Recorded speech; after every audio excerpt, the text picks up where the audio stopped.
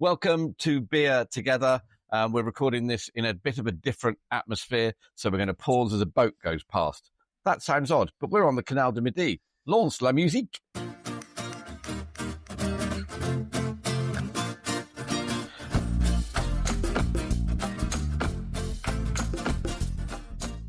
Yep, you heard us right. We are on the Canal du Midi.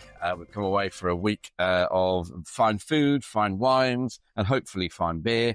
We've taken Beer Together international, floating through the south of France. So if you hear background noise, we can't do anything about the birds. We can't do anything about the French people. And we've talked about them in episode 1, so let's not go back down that line again. And we can't do anything about other boats going past. So bear with us. Matt, what are we having today? We are drinking the Saison from the Trois brewery in northern France. Great. Let's give it a go. Now, you're not going to be able to find this beer in your local Tesco's. You may well do in the bottle shops. I'm not going to bang on about that. So we will post the details of the beer on our Instagram channel. For us, it's Beer Together, 123. Also on TikTok, I've come to see the error of my ways. Or follow Matt on Beer Tasting 123. You have lost the plot today. Or follow Matt on Beer Tasting 123. I'm blaming the fact that this is a 6.5% beer. It's beautiful blue skies, baking hot sunshine, and we're sat in the tiniest, darkest part of this boat, so we haven't got massive echo. And our beautiful lady wives can sit upstairs drinking Minervois Rosé to their heart's content. So tell me, number one, what is a Saison? A Saison? And number two, what's the 3-month brewery? Okay, so a Saison, let's start talking about that. They were the lower alcohols, usually 2 and 3%. And people can drink them all day. So they're workers drink. So it's like a session. Originally. Session, maybe? I don't know. My French isn't stretched that far. So it's farmhouse style beer. Just okay. For the, well, I say the poor, but for the everyday working man. So the people that they'd be drinking their wine and eating foie gras off the stomach of slaves. Yeah. All the workers drank Saison beer. Yeah. And it's from northern France, and Flanders. Yep. So the people were near to Belgium. The Walloons. They're the French-speaking Belgians. I never thought I'd do a podcast with you where you'd say Walloon with a serious face. Hi. I can be serious occasionally. So traditionally it was brewed in the winter by the farmers, stored throughout the cold months. So it was fermenting through the cold months, then served to the farm workers in the summer. Well, it feels right that we're drinking a French farmhouse-style beer then, as we're travelling through French countryside, and we're just surrounded by vineyards and farms. And we went to stay in they called it a town, but a town called Homp last night that had 680 people in it. There are more people go to the O2 yes. in London to watch a concert and live in Homp. And that was fantastic food, brilliant truffle, which you hate, I know, but fantastic truffle mash, amazing food, amazing wine.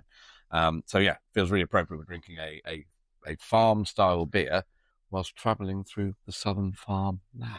Yeah, so it's evolved. The Saison has now evolved, and we're drinking one at 6.5%. Yeah, actually, it was almost near beer. It was 2.5%, 3% beer that people could just rehydrate. Now you're not going to rehydrate with 6.5%. You get more chance of you falling over. So in the heat that we're getting today, that we ain't going to be. I'm not going to be drinking a huge amount of more of these this afternoon. No, I will go back on those horrible little stubby things that taste like, ugh. But probably, more of that. Probably better than the other beer that we tasted a couple of weeks ago. So you and your allergy to passion fruits. Then. Guava, passion, not nice. So that's what a Saison is. Pale, golden colour, can get darker, probably the higher concentration of alcohol gets darker, more deep amber. The smell is spicy, it's floral, it's earthy, it's the hop. Do we know the hops, or there's another cagey brewery? Cagey brewery. They are cagey brewery. And the problem is the cans in French, right? So I couldn't try and tell you whether the hops you couldn't on there do or that not. anyway. So they don't release the exact hops, but there's a good possibility, it being Belgium, they are Belgian hops. They're pretty it's quite a fresh taste. Yeah, it's got a pepperiness to it though. It's sort of like peppery citrus, a little bit of citrus, a little bit of honey is what I can tell as well. Usually high carbonation, so they're usually really fizzy. The one we're drinking isn't.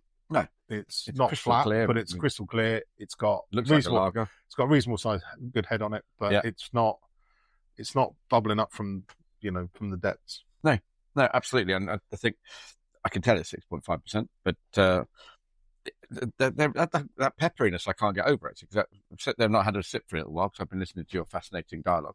That wasn't sarcasm. It was. And the pepperiness is sort of bubbling away. It's really interesting. So it's dry as well. So on your palate afterwards, it just is dry. Reminds me of the Pils. Yeah, but I would prefer this to a Pils. Yeah. So there are bits of the Pils I don't particularly like. Yeah. So although I drink them. So is it still, they call it Saison. Is it still a Saison if it's at 6.5%, or is it just a really good blonde? They call it blonde around here, right? They have the lagers. We had a blonde last night. That didn't sound right. I headed that bit out. My wife would be happy. Well, exactly. We did not have a blonde. However much, if you're listening, we didn't. It wasn't us. It was the other table. We had a bière blonde last night. Bière blonde, yeah. So the modern Saisons are a lot stronger than they used to be. Typically anywhere between 5 and 8%. Wow. So this is bang in the middle, really. Yeah. Yeah. Although there are table Saisons that are of a lower alcohol. So you can still get them lower than that. But there's not that many of those. Yeah. Now, and what about the brewer? Tremont. I will tell you about Tremont. On the can, it says they're from Brasserie Saint-Sylvestre.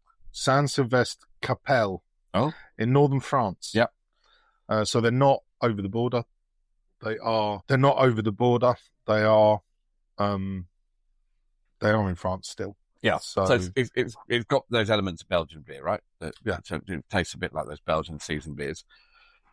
Tremont is from Saint-Sylvestre Capelle in northern France. The brewery takes its name from the 3 hills that surround it. Okay. And they are Mont Cassel, Mont de Cap, and Mont Recollet. You sound fluent. I do sound fluent, but unfortunately, far from fluent. I can order beer. I can order food. Yep. And I can say please and thank you. Actually, to be honest, I can order wine quite well. And speaking of food, probably a good time to drop into what this would go well with. And as we're in the south of France, it's worth talking about food properly, almost. We went to Les Halles in Narbonne, which is a food market, on Friday. And we're recording this, as always, on a Sunday. We actually are. That's amazing. It is a Sunday. I haven't lost the track of time. Les Halles in Narbonne, which is a fantastic fish, food, meat, cheese, vegetable market with little places to eat and have a petit déjeuner around the outside. It's bustling with people ordering food. Interesting bit was there's one restaurant piece that was so busy. There were just hordes of people around the outside of it. And to get his food, he basically got a megaphone and then just shouted out numbers and people fight their way through. Back to food. What would this go well with? We had a really good meal in a place called Narbonne Campagne in Homp yesterday, the tiny village of 680 people, that I had truffle mash. Wouldn't get anywhere near touching that with this, but our wives had sole with a scallop mousse, which was, that makes it sound dead posh, but it's just French food. They just make really, really good food. And this would go well with the seafood, but what do you think? Yeah, I think prawns, appetizers, the tomato appetizer. Mm-hmm. So we also had some tapas the night before, and that was that was really interesting. So it's a French twist on tapas, and it was they've had pepper and peppers, but they then Frenched it up a bit. They did a bit, and it was really, really good. It would go well with that. You're right, absolutely. And the tomatoes on toast. That was good. They were really good. Just basically crush them, get them really ripe, and then crush them with your hands. Yeah. And stick them on a piece of toast that's lightly drizzled with olive oil. It was amazing. Go get soft cheeses again. Fromageries are plenty around here, but we had the goat cheese and walnut salad while we're in Narbonne. That would taste fantastic with this. It would go Yeah, they would go really well with some of those seafood dishes we've had. You had a tête de veau. That was a heavy meal. This would not come with this. Would not. That. It needed, well, actually, to be honest, in the end, because we were picking boats up and driving, and we didn't drink. They let us have a boat, and it is not small. No. 13 meters. 13 meters of boat, 240 kilometers of canal. And the only connection I can possibly think of why we're doing the podcast from a boat on the Canal du Midi is we had an idea to do a podcast, so we got up and did it. And a French bloke called Pierre-Paul Riquet had an idea to build a canal, spent all of his money doing it. So this canal exists because one bloke went all in on an idea, a bit like us going all in on a podcast. And beer tasting 123 on Instagram, TikTok. Is that it? TikTok at the moment, yeah. And Beer Together 123 also on Instagram and TikTok. We will share, as we said earlier, a picture of the can. So if you see it in your local bottle shop, you'll be able to pick it up. And if you travel over to France, give it a go and let us know what you think. Anyway, we got diverted there. We were meant to be talking about the brewery. We talked about the three Monts, even gave the name of the hills. What else is there to know? So, there were, in 1900, there were 220 brewers in the French-speaking part of Flanders. Really? Yep. And Tremont is now the last historical and still active brewery in the region. It's the fourth generation now. Mm-hmm. So they've been doing it for that over 100 years. Yeah. The producer at the moment is much more into, they have a philosophy. Right. I don't always understand or agree with people. I've got a philosophy. Excellent. You make a beer. Fine. Don't take it. Make it religious. It's not religion. Yeah.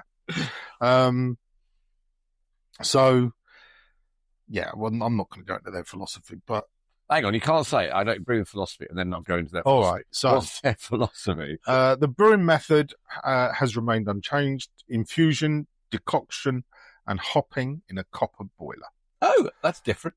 More than half the hops used are local ones. Right. Especially from the Mont de Cap, and the malts come from selected barley sourced from local malt houses. Okay. Do they do other beers as well? They do. They do several, actually. So the Monts Saison is it's like version. Sitting with Jean-Paul Cousteau when you say it. Jean-Paul like Cousteau? I don't know. Not Jacques. Well, no, Jacques dead, isn't he? Yeah, but Jean-Paul, I don't know who Jean-Paul is. He runs a corner shop down in the local village. He's swimming. He does a bit of swimming. It's the canal, you know. Yeah. I wasn't swimming that canal. Cop. So, yeah, the Saison is a number of the Trois Monts beers. So they do Beer de Garde, which is a blonde 8.5%, which is their big. This is their big one. They do a triple, an ombre, a Saison, and a Chapelle. So they have different types of beer within that, different strengths. This one is 6.5%. This is the kind of the baby of the lot, I believe. Yeah.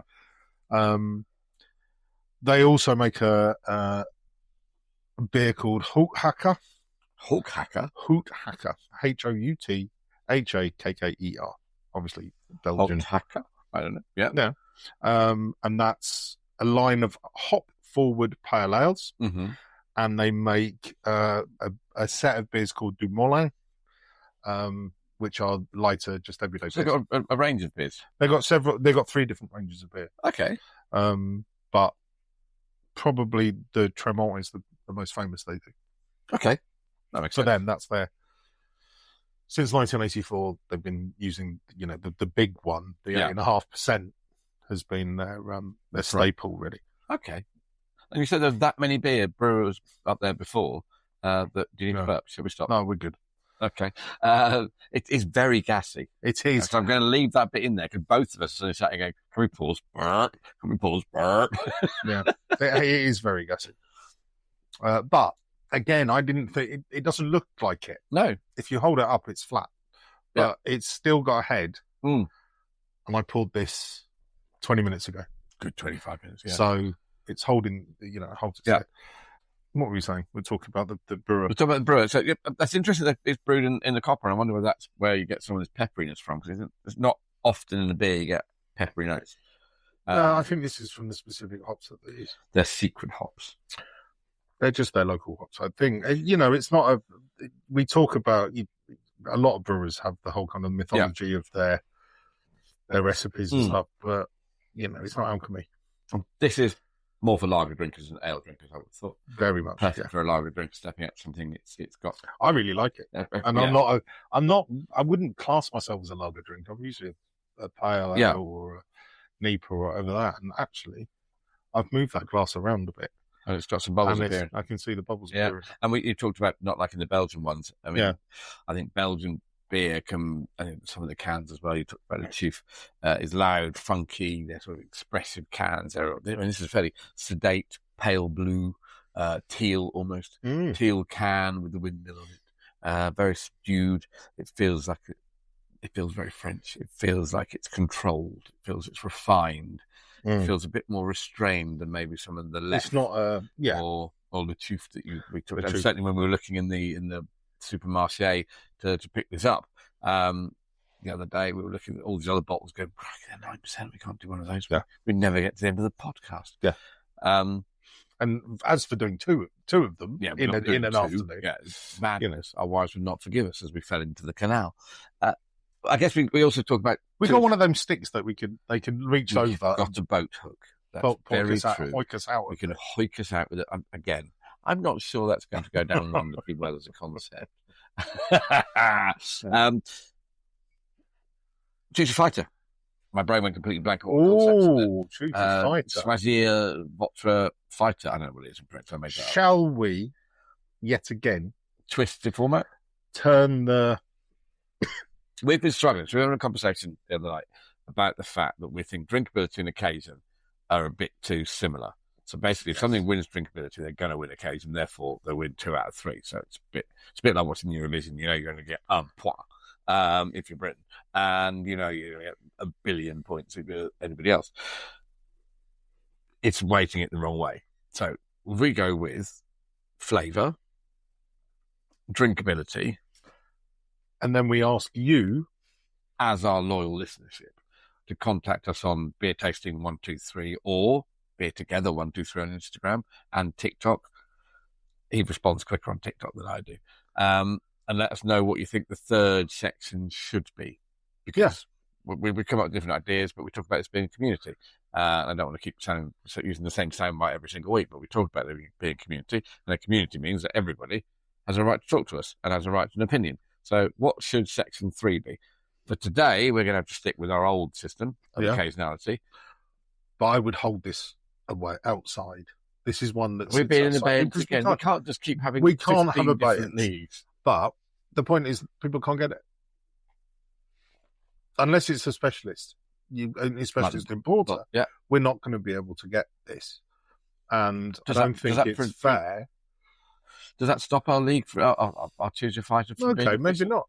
Maybe not. Let's give it a blast. We're up against the Outland West Coast IPA. West Coast IPA. Or Dead Reckoning. Dead Reckoning, yeah. If we go for flavour, polar opposites, I mean. They are very different. They're very different. This has got fantastic. We talk about pepperiness and citrus in it. It's full of flavour. I think this has got greater flavour. It's different, but I don't know what I'm not matching them side by side. Yeah. No, I like this. I do like this. Yeah. So again, it's that. And then I think they draw.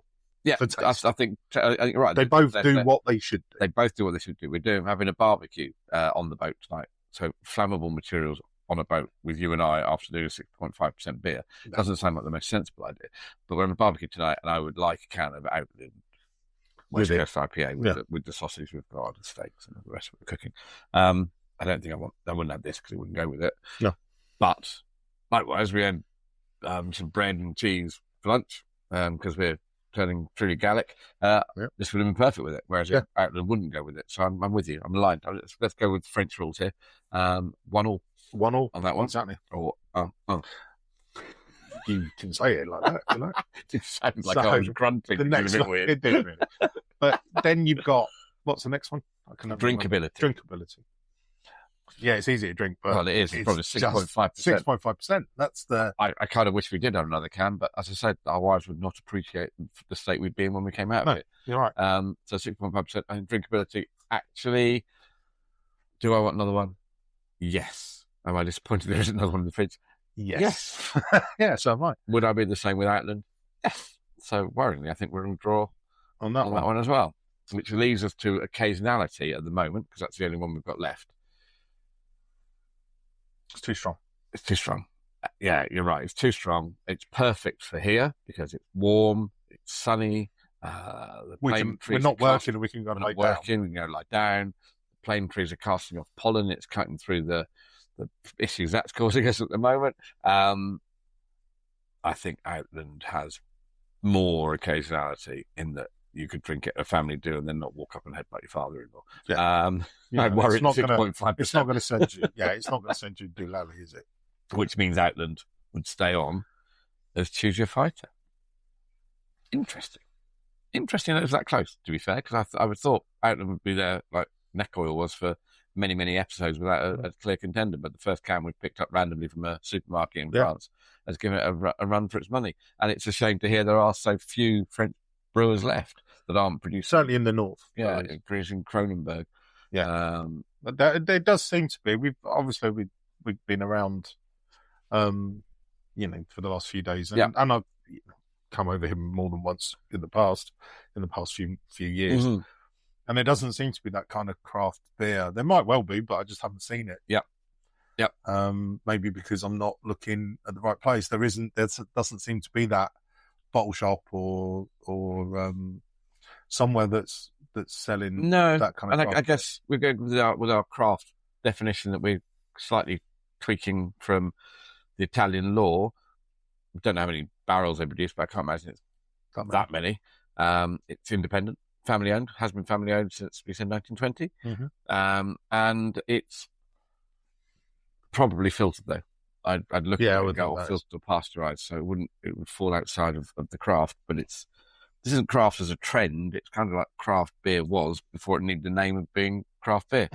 Yeah, it's really enjoyable, really, really enjoyable. And I think if you're a lager drinker and you're used to your Madries and your Cruz Campos, give this a go if you're over here and you absolutely take the next step in your journey. It would be brilliant. It's not a pint of numbers. And as we've got a boat going past, that seems like the perfect time for us to say, his name is Matt. And he is Elton. And we are Beer Together. And we hope to see you all really, really soon. Au revoir.